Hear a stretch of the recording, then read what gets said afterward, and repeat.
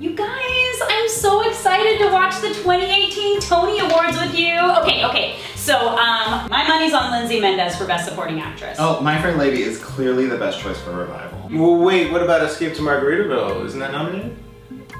Cheeseburger in Paradise! No. Well, what about the plays? The other day I was having the most delightful conversation with Andrew Garfield about his pre-show prep. Okay, before Janelle goes off on a celebrity name-dropping tangent, I feel like How dare you? What? I am texting Tom Hiddleston post-haste about this effrontery. Okay, so I just want to tell you guys that I invited a new friend to join us for the Tony Awards tonight. He's going to be here any minute. Oh, is he an aficionado of musical theater? Well, he's like really into Disney.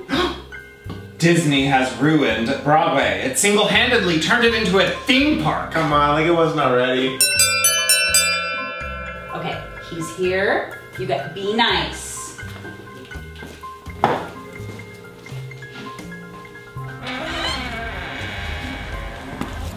Thank you, and thank you.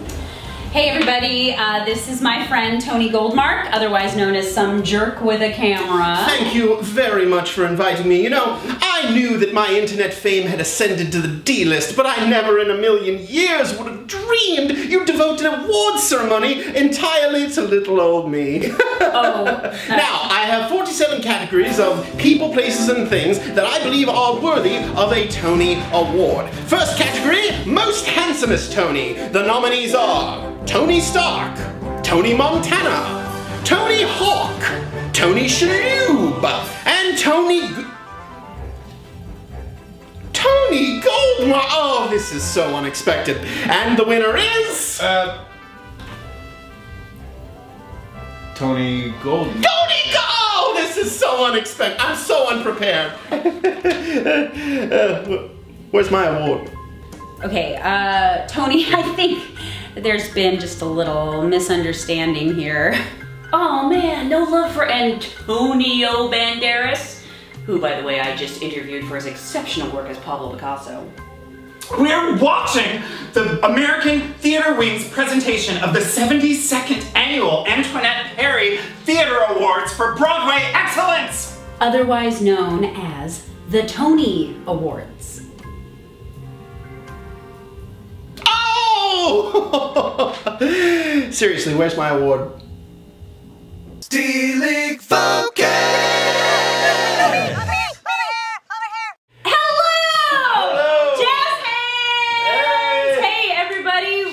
Watched the Tony Awards. Or as we call it, 5 hours of Bruce Springsteen introducing a song. And then not singing. And then no song. And then no, he introduced that damn song for like 20 minutes and then sang for like 2 seconds. Tell us more about Stickball, please. Yeah.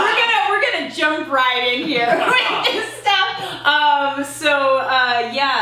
Bruce Springsteen. Let's talk about Bruce Springsteen. So the Tony Awards happened. Indeed they did. And around Bruce Springsteen. You know, most people who are watching the Tony Awards tend to be theater lovers, theater aficionados, people who are watching it to see the musicals or the plays. Fuck that, we got me. CBS was like, nope.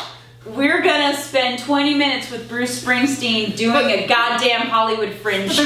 Throwing a bone to all 3 straight guys in the audience. Yeah, they've also never had an audience. Those of us that actually like theater are a small minority. So they have to pull in. Yeah. No, it's so true. This is what the Tony Awards does every year. So let's jump in from the top, I guess, so we can talk about all this stuff.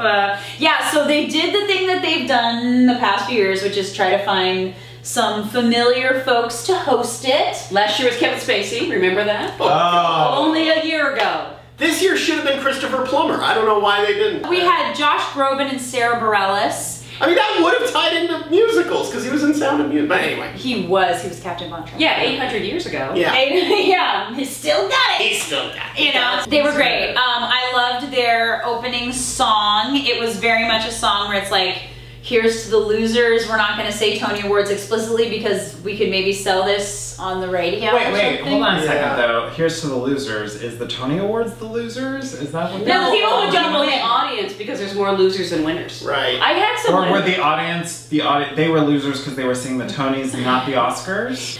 Okay, so this is during this whole vlog is going to be me name dropping. I'm going to be like Janelle over here because Josh Groban, I went to high school with him. I'm sorry, Josh, if you see this, you won't see it. I went to high school with him. I did Fiddler on the Roof with him. There's clips on YouTube of my And you production. have been in the Tony Awards. And I've been in the Tony Awards. A couple of years ago, they showed his clip of If I Were a Rich Man. But also, weirdly, I don't know Sarah Bareilles, but I know a lot of people who know her. She was really big into the a cappella scene at UCLA. If you know anything about a cappella groups, they're awesome, but they're also very, like, culty.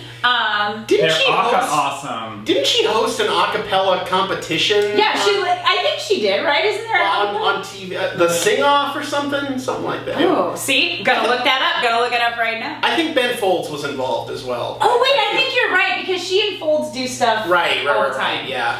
Anyway, so You're both I know brilliant. she was in our friend Will's wedding, Right. so we know a lot of No, people. so a lot of my friends know her, and I'm always out of town when they hang out. Yeah. Bummed me out my whole life. And I'm the least famous person these people know, by the way. just both of them are very charismatic performers with Broadway credits who are. Broadway credit. They each have one credit. Well, yeah, but I will say I know Josh Groban does musicals because I was. But I felt like the stuff they did was so brilliant comedically. Like I hit every right tone for me. I thought Like they I'm were not good. easy when it comes to like hosting these types of shows. I thought they did great. I thought it was really cool. It was a very smart move to let the singers mostly sing, as opposed to trying to like tell bad Bruce Vilanch jokes. It was kind of like an Elvis movie in a sense. Like remember Eddie Murphy's bit about Elvis movies where he's like, "Fuck it, let him sing all his dialogue." And Yeah. it's kind of like that. So Andrew Garfield won for Best Actor. At last, Spider-Man wins a Tony. And he beat Denzel Washington and Mark Rylance. And Denzel We live in a Washington. world You where- can tell every time Denzel Washington loses, he's so grumpy. It's like, He lost in like the first 2 minutes. It was like And then he had to 3 minutes sit of the there show. for another He had to 3 sit there. hours. Oh, right. Did he though? He never cut to him again. He might have snuck out. He might have bumped out. And I wouldn't have blamed him. He snuck out during. Well, that's why they had Versus seat fillers. Let's Opus, be real. yeah. I feel like it was a very strong play year. There were a lot of very, great plays. The two big plays that won were for Best Revival, Angels in America, and for Best New Play was Harry Potter and the Cursed Child. Cursed! I will say cursed because cursed sounds weird. But so two-part plays won. So that's like something like 16 hours of That's theater really right rare. there. That's never happened before. Almost as long as it takes to wait online for the Harry Potter ride. Actually, this is true. Bruce Springsteen wrote and recorded a song for the first Harry Potter movie that didn't get used. Look this up. This is a true thing. It has nothing. It's like The lyrics could not have less to do with Harry Potter. I'd like to go on record. I'm a huge Bruce Springsteen fan, but boss. the man was not always on his game. Well, okay, so It's tonight, confusing. like, It's so confusing. I wasn't making a joke. Like, we're a few of us are involved in the Hollywood Fringe Festival right now, and I saw I was at a cabaret the other night, and I saw at least 2 or 3 one-woman shows that were the exact same thing that Bruce Springsteen just did, just sitting at their instrument going, Telling the my story. daddy didn't have much money. We just, And one day he broke his leg, and it was hard on the whole family. We realized that if Bruce Springsteen told any of Grandpa Simpson's stories, it would fit perfectly. you guys, they just I had an started. onion on my belt, which was the style at the time. That's Give what me it 5 felt B's for a like. quarter, you'd say. And what in it those felt days, like. football was called baseball. Laurie Metcalf won Best Supporting Actress. in a Laurie. play. Jackie. Not Jackie no more. Not Jackie no more. Nope. Well, they're gonna. She's on to Abby. She should get her own show. Jackie no just more. Jackie. They really should. Jackie and Just Dan. Jackie. Just the adventures of Jackie and Dan as a Give me a mixed goal, match. people. Listen, these A are great mismatched ideas. buddy cop duo. The only thing I remember him in was Big River. Oh, it's a good musical. Let me look it up. Fact check us. Fact check us. All right, so Lindsay Mendez won Best Supporting Actress for a musical. Yes. And yay, she's another name drop because she's my childhood friend's like best friend. He produces theater with her, or stuff in New York with her, and she's amazing. I've met her a lot. She married Ryan and Matt at their wedding, and she's really cool. And I was looking this up earlier, and Audra McDonald won the first of her 6 Tonys for playing Carrie Pipperidge in the '94 revival of Carousel. So, and the original production of Carousel, the Tony Awards weren't invented yet. So really? So the Carousel came out in '45, and the Tony Awards were created in '47. 47. I looked this up today, by the way, and from '47, and I clicked on a bunch of years after that. They listed no nominees, only winners. Which is insane because you think that Rodgers and Hammerstein's first 2 musicals were Oklahoma and Carousel, which are some of the biggest musicals. Do you think there were nominees, or well, I don't think there were. I think they just announced winners. It didn't. So now Carousel, you know, pretty much you're guaranteed if you play Carrie Pipperidge in Carousel on Broadway, you're gonna. Well, you should do that. Unless I'll do it. I'm gonna go do it right now. Sign up. All you have to do is get the permission slip. Yeah, it's like an open mic at the Improv. John Goodman, never nominated for a Tony, never nominated for an Oscar. One of our greatest living Crying actors. shame. How is that possible? Not even Blues Brothers nominated? 2? What the fuck? What The happened? longest time to win an Emmy, and he finally won it for like a guest spot. Snubbed for King Ralph. I'm the Paula of the group, and I really enjoyed the night. You're the Paula. It was really good. It was The good. dancing was beautiful, although Okay. I'm straighter on a Saturday at the Abbey than most of the gay boys in Carousel were. No tea, no shade. But I his schnauzers and his kid were coming in while we were watching this. Par for the course. Also, he was watching the Tonys. But so there was, let's see, there were the Dancing Boys in Carousel, which was the danciest blow high, blow low I've ever seen. there's a lot of, okay, so Very inventive, gender too. is a conversation, but there were so many boys dressed as girls and girls dressed as boys in this entire show. Yeah, that's You know, really true. it's always very gay friendly. It was nice that it was also transgender friendly, but I mean, just some interesting stuff is going on the Broadway stage these days, apparently. Yeah, like in SpongeBob, the backup dancers for Squidward were just basically the whole cast. Genderless. And sparkly. Exactly. And then, My Fair Lady. My all Fair the Lady, boys who Norbert dress like Leo girls. Butts was just like, and drag queens like doing splits and shit. And then, there was, Blow High, Blow Low was the, Well, no, they were trying. I mean, the to be title boys. aside, like, They just didn't come off as boys. well, I mean, those I'm sorry, points you were they all were- beautiful. I have never seen Give me a Jigger call, dance I'll like see you that. anymore. Since when does Jigger do tours in Carousel? And then, unfortunately, Frozen also had a number, but shout out Nick Ward, great job, buddy. You were right. They wouldn't just get to Let It Go. Nobody wants to see any other numbers from Frozen but Let It Go. Although that Sven puppet is really impressive, but Who's blinking? The Sven puppet was impressive. The Olaf puppet, not so Not much. so much. so They we, cut away from it The immediately. Olaf puppet just looks like the one at the show at DCA. and see, that's what I was thinking, because I've seen the DCA one, and that whole time I was like, okay, all right. See, I was like, oh, that's so cool how they did that. Yeah, I mean, it's impressive effects, but they do it on Broadway with better effects. Yeah. But then that Sven puppet in DCA is like fine. Yeah. But that Olaf puppet is, it's exactly. It's the same one that you'll The see same. on the ship too, and on the Magic. They use that exact same one. On cruise ships? Yeah. That's the cruise ship Olaf? Well, it's in, I mean, it's it's in the the same new version style. of Dreams. Yeah, your favorite show.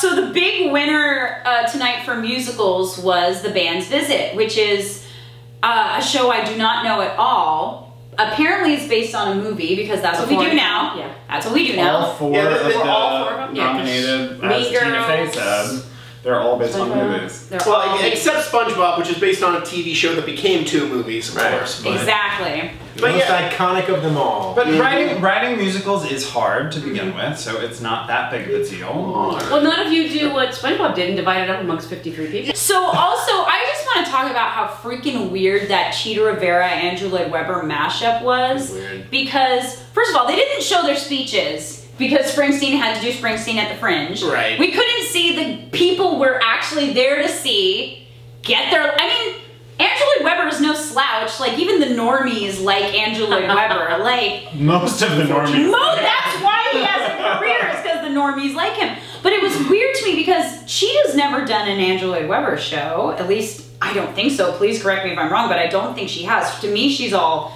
Candor and Ebb and weird and, kind of minimal jazzy. And then you're juxtaposing these Kander and Ebbish songs and like Everything Is Rosy with Music of the night. Yeah, it was weird. I mean, I get the idea, but it was that poor music orchestrator who had to do that did a great job. I mean, it was completely seamless. It was beautiful. It did transition back and forth. They did the best they could with that, with a crappy, without just going, this is how we're honoring them. No speeches for you. Like, yeah, we're not going to show your speech, but we're going to have the hosts sing bits from your. Also, we're not going to honor you as you are now because you got a lifetime achievement. We're just going to show everything you did before when you were young and acceptable. Greatest hits month. As an old person, you guys sit behind a closet and just present another award. I mean, it's And we'll wheel you out and you just take your shiny You were trophy great and when go you were home. 25, and now we don't love you. I prefer your earlier work. So the band's visit won a lot. I also thought it was weird how they showed the acceptance speech for Best Book, but they didn't show the acceptance speech. But they didn't show the acceptance speech for Best Score. Do they always do that? They always do that because one year Lin-Manuel Miranda won both, and he saved his good speech for the one that he knew would be televised. That's so smart. Very smart.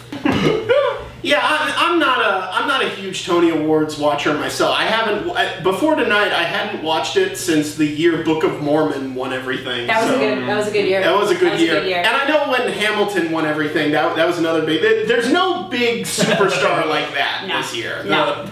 Apparently the band's visit is a big deal. But Tony, after watching all of the performances, which of the shows would you go and see? That is a good question. Honestly, just out of morbid curiosity, I kind of want to see how they pull off SpongeBob. Really? Because I hear it's great. I mean, it was a very inventive way to make a man look like a squid. I'll give it that. That is really cool. Like those legs that are those attached. special legs.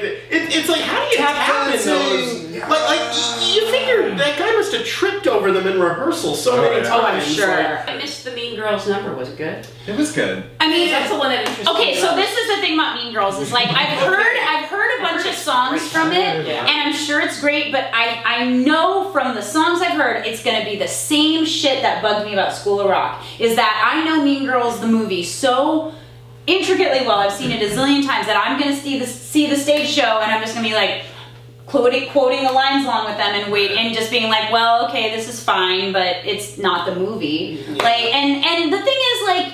That's how I felt about Spam-A-Lot. No, I didn't know Spam-A-Lot was literally it's Holy Grail. Yeah. Until I saw it, and then I was like, yeah. And you know what? It's fine. You know, if you're a younger person and you don't know those movies as well, like having this access to it and you know seeing a new version of it is fine. But like you know, when Mean Girls is like defining a big part of your life or School of Rock, it's hard for me. I can't feel the same attachment. I can still go cute, catchy song, like it, but I can't get sucked in. I will say this, I've seen Mean Girls a couple of times, but it wasn't like a huge generational touchstone for me. It's a good movie, but you know, so watching that musical number just on its own terms, it's like, how badly do you want to see a 10% snarkier High School Musical? God damn. Basically. So true. Because that's pretty much what it is. Since the 80s, Broadway's been a business. I mean, Broadway's always been a business, but since the 80s, since, you know, your boy Cameron McIntosh came around, it's like you find the familiar vehicles that are going to make you a shiz ton of money. But then the good stuff rises to the top, like Hamilton or Dear Evan Hansen or like the band's visit. And I feel like that's true with the Tony Awards, at least in the past few years. But it feels like Mean Girls, like let's introduce America to Mean Girls the musical, and then they put like this really kind of cool, challenging song up there that like made people, oh, maybe it's interesting. But then what they gave us was like exactly what you would expect. Why would they show that on the Tony Awards though? I don't know. Maybe because it.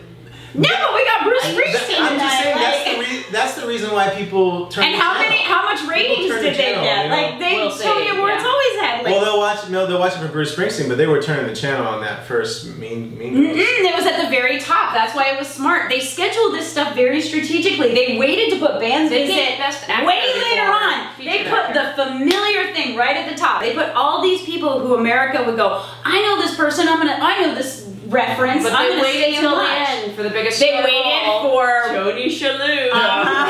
Tony Shalhoub. Awesome. The band's visit. Him reacting. But did he win a That guy sure did react to after that woman singing. Boy, oh boy. Now, to be fair, the woman won too, so. Oh wait, you have to tell us about Katrina Oh, Link. just that I didn't realize it was Katrina Link who did a lot of LA theater, and 10 years ago, was nominated for a lot of awards for Lovelace the musical. And from what I recall, this is what I heard, the LA Drama Critics Circle, they often had ties back then. Sure. And so The Lad Sissy Awards. so they there was a category where like apparently every actress won except Katrina Link. Ooh. But Katrina Link just won a Tony. She just won a Tony. So she's doing fine. And That's actually revenge very well. that year she won the LA Weekly Award. She beat everybody for that. So Wow. she did. Well, I okay. mean, she was amazing in that song. I mean, she was really amazing Yeah, in that that was- Omar Sharif song. That was the performance of the evening. That was that was the really good. I feel like every time I used to watch the Tony Awards and I wouldn't know these shows, there was always one number that told me what show I needed to go see. And that, like, remember Defying Gravity? Oh, When they did sure. that? Oh, yeah. You know, the song from Book of Mormon. Once on This Island had a good one. Last year it was Welcome to the Rock Which one's that? from Come From Away. Oh, from Comfort. That was like, I gotta go see that. And then I went and saw it and it was amazing. Yeah. But like this year there was nothing that made me say. Or like the year when like Passing Strange was up against In the Heights. Heights. That was like Yes. iconic, awesome years, and then you watch a year like this year, and you're like, oh, okay. Generally, what we know about the Tonys is they want to celebrate things that are going to make them a lot of money touring.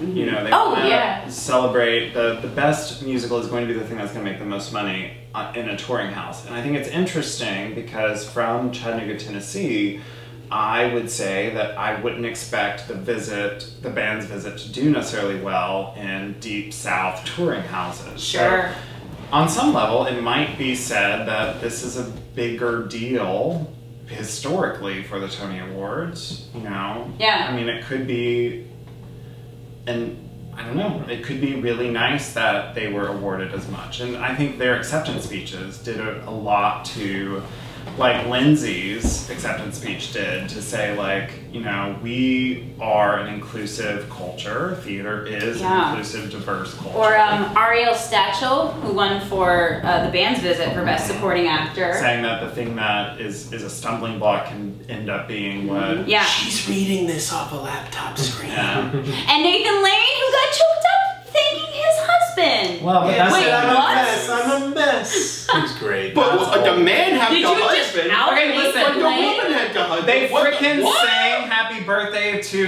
the other that guy's was awful. boyfriend. Awful. I gotta say though, I was shocked to learn that this was only Nathan Lane's third Tony Award. Well, like I just expected the man to have a whole Scrooge McDuck money bin full He of died- Tonys. he at this died. point. Audra McDonald style. Yeah. Oh, yeah. The back. It was the producers and Forum. Right. And this. I And think- definitely for play, like that's crazy. Yeah, he's never won for a straight play, I don't well, so to speak. And Jeez. straight play.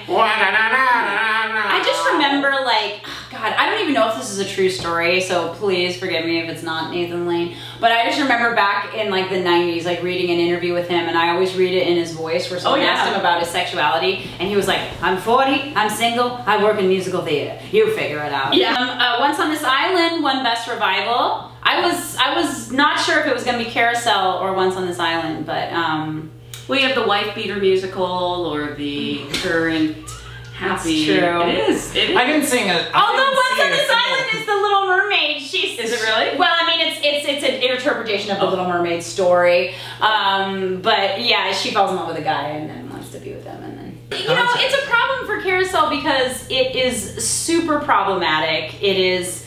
Yeah, it's like, can someone hit you real hard and not have it hurt? In fact, it feels like a kiss. It feels like a kiss. Nope. You know, What's the Use of Wondering is like the most battered wife song ever. But I don't care. I saw that 94 revival. I wept so much. I love the score for Carousel. Soliloquy Great songs. is a masterpiece. Like, I love it. So it's one of those shows where I'm very torn on it because it's got problems, but There's a reason. da da da da da da da. Oh, it's so I good. don't know. Hashtag time's up on Carousel. I think it might be. I mean, it's really true. And they tried to zhuzh it up by being like, oh, let's cast some people of color, and they cast the wife beater guys. Well, they're 2 for 2. Gentlemen of color. as But far Lindsay as- Mendez! They're 2 for 2, so go out on top. Yeah. But, yeah. Burnett Peters was there. Patti LuPone was there. All the Sunburned. usuals. Cheater Rivera. Robert was De there. Niro. Robert De Niro said fuck Trump, apparently. Where are the West Coast feeds? So Wait, we don't are you get to going to? hear it? Are you gonna blank out your mouth as you say Trump. fuck Trump? Robert De Niro said Trump. Said truck fump. I don't know, like, I'm not really dying. I want to see the band's visit for sure.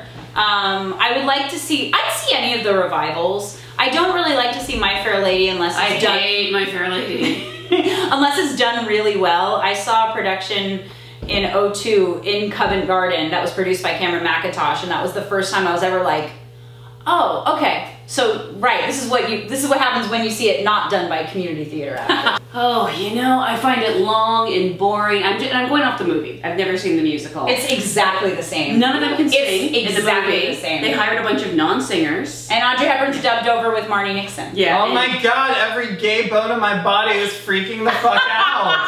Come on, that one scene where they're at the Derby and she's in that whole thing is the whole reason I'm watching the entire movie. So boring. Oh, it all matters. It's, you know, it made sense to George Bernard Shaw, so yeah. Well, who am I to judge George? But he has 3 names. He must know what he's doing. But like, it's so weird to me that Lauren Ambrose is playing Eliza Doolittle. I can't stop thinking of her and Can't Hardly Wait. Like, that's just all I think of the whole time. And CBS, please give us the live feed on the West Coast. Yeah, we could Don't make us have wait. been watching this at 5 o'clock, man. That's what like, we're used to I out could be here. in bed We're by late. now. you know how annoying it is to live tweet 3 hours after the event has ended? Oh my god, first world problems. It's so I don't untolerable. work. You don't know my suffering. Struggle is real! But apparently this was one of the most successful, most profitable seasons in Broadway history. Hamilton says you're welcome. I mean, probably because the And tickets because of cost so child. much. Yeah, That's true. It's just a bunch of people who couldn't get tickets to Hamilton settling for these other. And it's all these 2-part shows where you have to come back, you have to get the double ticket. Right. There's a lot of Genius! theaters going on Broadway. In previous years, like years ago, there were many less theaters, so the numbers have got to be as high as they've ever been. Oh my God. Makes sense. And the ticket prices are as high as they Yeah. be. Thank you, Nathan Lane. You figure it out. They're full. Thank you, Bruce Springsteen. He's still singing He's still somewhere. going. Yeah, he's My daddy taught us about stick around. I'm going baseball. somewhere with this. Did you know what? And we stayed up until 1 a.m. to watch the Tonys. Did a stupid comedy bit where the guy named Tony pretended to award me to head to That would make a good Fringe show. Good night. Nice. Thanks for watching, you guys. We'll see you later. Bye. Seriously, where's my award?